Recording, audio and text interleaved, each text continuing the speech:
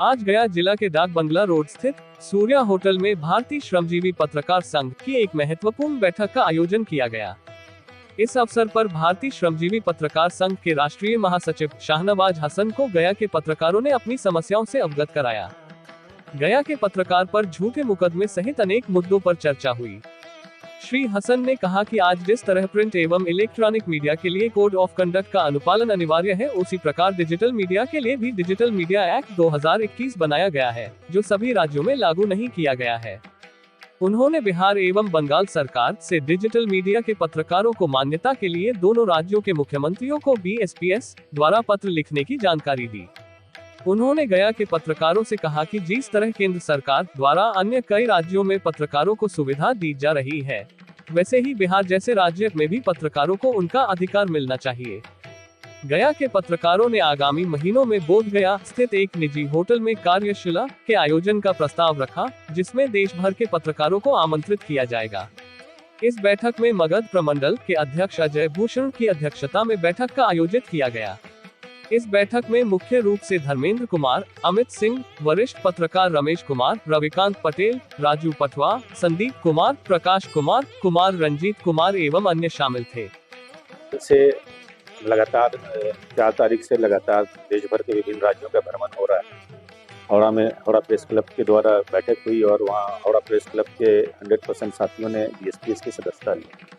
अब हावड़ा के बाद, बंगाल के बाद बिहार के लिए लोग यहाँ पहुँचे हैं और हमारे साथ में मगध प्रमंडल के जो प्रभारी हैं अजय कुमार जी, उन्होंने मगध के सभी जिलों में संगठन को मजबूती के लिए प्रयास किया। काफ़ी दिनों से प्रयासरत भी हैं, मदद भी की गई है कई पत्रकारों को। गया में खासकर एक जागरण के मंडल जी थे, उनको आवश्यकता पड़ने पर संगठन ने मदद की थी। आर्थिक रूप से भी हम लोग मदद करते आए हैं पत्रकारों की, और पत्रकारों को सब जगह हम लोगों का यही प्रयास है कि पत्रकार संगठित हों और पत्रकारों को जो बिहार में सुविधाएं नहीं मिल रही, जो अन्य राज्यों में मिल रही हैं, जैसे खासकर डिजिटल मीडिया के लिए जो मुझे जानकारी मिली है, तो डिजिटल मीडिया के पत्रकारों को बिहार में मान्यता नहीं दी जा रही है। तो इन मुद्दों को लेकर के बिहार सरकार के समक्ष हम लोग मजबूती से इन बातों को उठाएंगे। और अभी गया के साथियों ने जैसा कि एक प्रस्ताव लाया है कि बोधगया में एक कार्यक्रम 15 अगस्त के बाद 30 अगस्त तक एक कार्यक्रम एक दिवसीय करेंगे। उसमें दिल्ली से भी कई पत्रकार और राष्ट्रीय कमेटी के कई पत्रकार आएंगे, ताकि उन मुद्दों को सब पत्रकारों के समक्ष रखेंगे।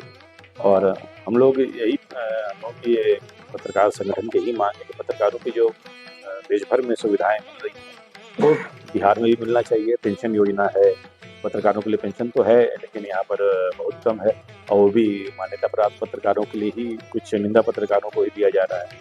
उसी तरह से बीमा है, बिहार सरकार दे रही है लेकिन वो निःशुल्क नहीं है, उसके लिए भी 3,000 या 4,000 रुपये राशि जमा करना पड़ता है। तो ये सब मुद्दे हैं जिनको लेकर के सरकार के समक्ष हम लोग बिहार सरकार के समक्ष लगातार आवाज़ उठाते आए हैं और इस पर मजबूती से संघर्ष करेंगे। साथ ही बिहार में झूठे मुकदमे सबसे ज़्यादा पत्रकारों पर हो रहे हैं। छत्तीसगढ़ के बाद ये दूसरा राज्य है जहाँ सबसे अधिक झूठे मुकदमे पत्रकारों पर हुए।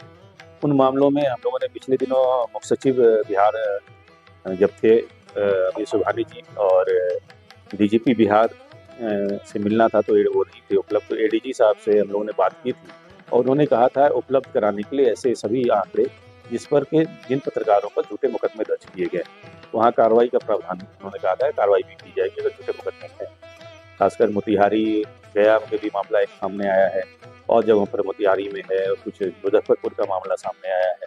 कई जिलों में इस तरह के मामले सामने आए हैं। तो सभी जिलों से जो हमारी भारतीय श्रमजीवी पत्रकार संघ की जिला इकाई है, उनको कहा गया है कि सभी ऐसे पत्रकारों की सूची तैयार करें और हम लोग बिहार के मुख्यमंत्री और राज्यपाल को वो सूची उनको उपलब्ध कराएंगे और मुकदमों को ख़त्म करने के लिए एक आवेदन देंगे ताकि झूठे मुकदमे उनको ख़त्म किया जाए।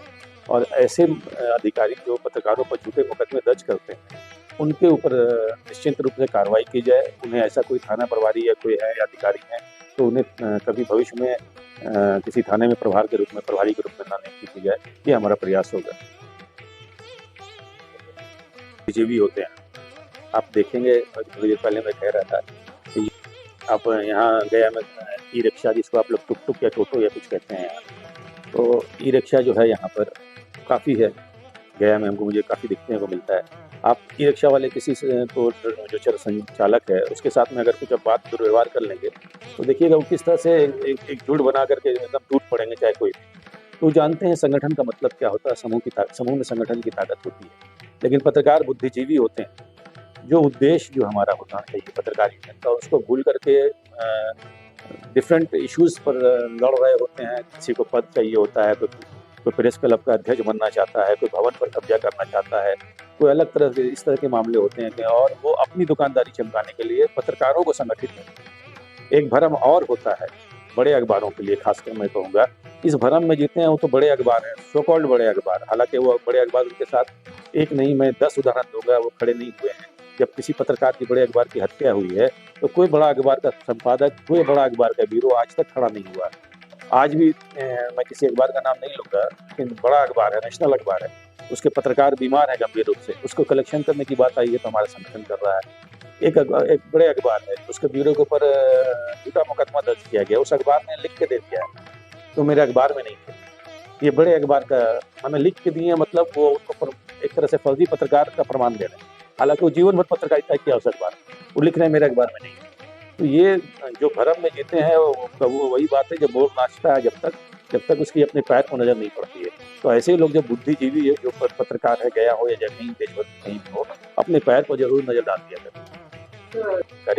डिजिटल मीडिया एक्ट बन गया है 2021, उसमें हम लोगों ने संगठन की ओर से उस वक्त प्रकाश जी जावड़ेकर केंद्रीय सूचना प्रसारण मंत्री थे और मैंने खुद उनसे मुलाकात कर उस मामले पर सभी बिंदुओं को हम लोगों ने विस्तार से लिख करके दिया था और वही सारे बिंदु उस नियम में लागू किए गए। लेकिन उसको राज्यों में लागू करने के लिए केंद्र सरकार ने, क्योंकि चुनाव आ गया था इसलिए उस पर ये नहीं लाया गया, और मेरी जानकारी के हिसाब से उसको जल्दी देश भर में भी लागू किया जाएगा, जिसमें डिजिटल मीडिया नो डाउट आने वाला समय डिजिटल मीडिया का है। लेकिन वहीं पर डिजिटल मीडिया पर बहुत सारी जो गलत फहमियाँ हैं उसको दूर करने की ज़रूरत है, और कई राज्य जो है उसको ये नहीं दे रहे हैं, तो उसको भी उन राज्यों को भी उनको मान्यता देनी होगी, क्योंकि DAVP से मान्यता मिल रही है। तो ये आपको समझना होगा कि पहले मान्यता कहाँ से ली जाए आपकी, क्योंकि केवल न्यूज़ बनाते हैं, मान्यता के लिए आपको इन्फॉर्मेशन देना है, फिर